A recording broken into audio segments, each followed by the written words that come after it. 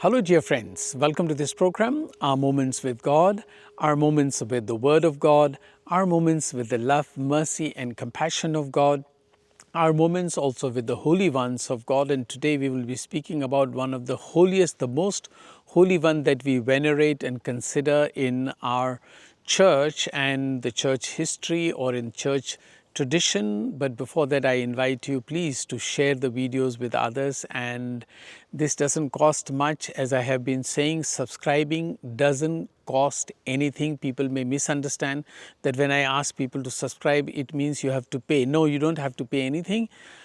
And even to share, it does not cost anything. And also to press the like button and to write some comments, none of these cost anything. For me to make this video costs me a lot of time, preparation, uploading, downloading and all that, and then sharing it wide. So please, you can help with the spread of the Word of God. Yes, you must have heard of Our Lady of Fatima, Our Lady of Lourdes, Our Lady of Garabandal, Our Lady of Medjugorie, Our Lady of Guadalupe, Our Lady that appeared in Tokyo, or Our Lady of Vellankani.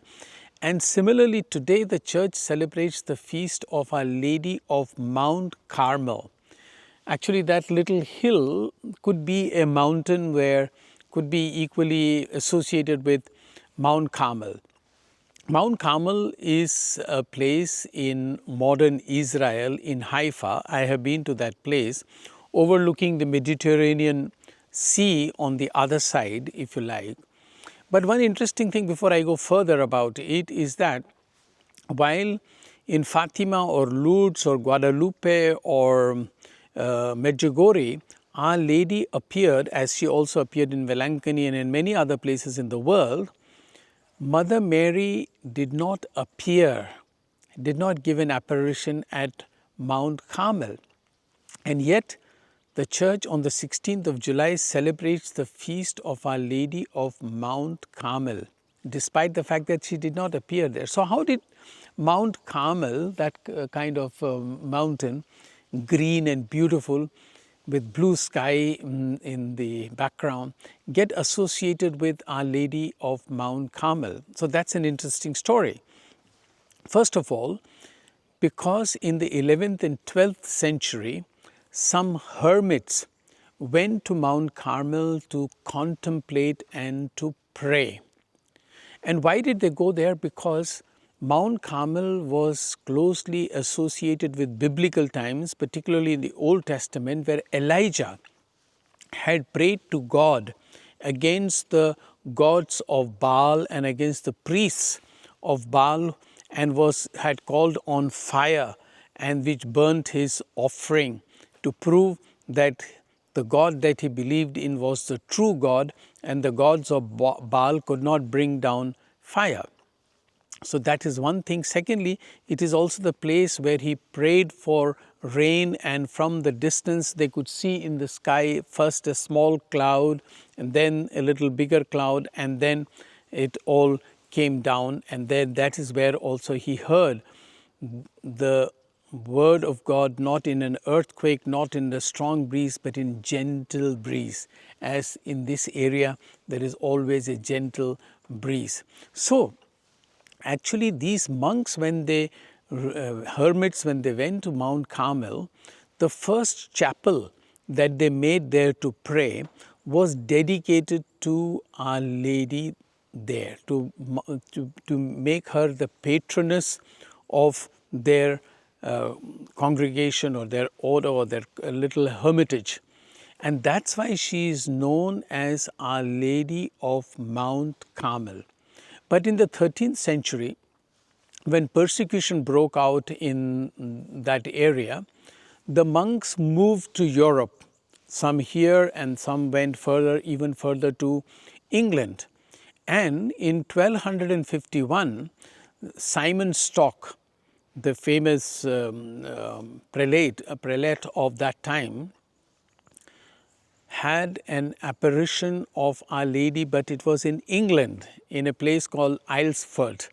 And in Aylesford, Our Lady appeared to him and told him about a scapular. Now, scapular, I am wearing what we now know as this scapular. As you can see here, in the middle, if you can see, is Our Lady there, and that is known as Our Lady of Mount Carmel. But that time what she gave was not this kind of scapular. What she gave them was a garment, a dark brown garment of wool, which the monks carried with them, which now also some carry. They wear over their habit, they wear a kind of a scapular, it is called, and even nuns wear it. That's why there are many Carmelite orders that follow Our Lady as Our Lady of Mount Carmel, who are celebrating today the great feast. And what all of these basically point towards is the contemplative aspect of the hermits who spend time on these mountains in silence and in prayer. And Our Lady not only protected them, but they took her as the one who leads them to her Son Jesus. And this, please understand, is what also the Catholic Church holds. Many Protestants almost abuse the Catholics, saying that you worship Mary. No, we never worship Mary. We worship God. We worship Jesus and we worship the Holy Trinity. We venerate Mother Mary as we venerate many other saints. Or we remember her just as we remember our parents, or we remember people who have done good to us. We remember her because she was the closest to Jesus Christ, and who at the marriage at Cana had requested him to bring wine because they had run short of wine. And that's why Jesus, even though it was not his time, as he told his woman, this is not yet my time, and yet he obliged her because she asked him. And that's what the Catholics also do. They go through the intercession of Mary to Jesus, and her job is always to lead us to Jesus, whether it is Our Lady of Lourdes or Our Lady of Fatima, Our Lady of Guadalupe, Our Lady at Vellankani, or Our Lady at Medjugorie. I will be going next week to Medjugorie. So they're all leading us to Jesus. And my dear friends, you too can, through the intercession of Mary, she will help us to follow the path of Jesus, to follow his commands, to follow his spirituality, to follow him also in the Eucharist. And if you like, you may please subscribe to this channel. Thank you.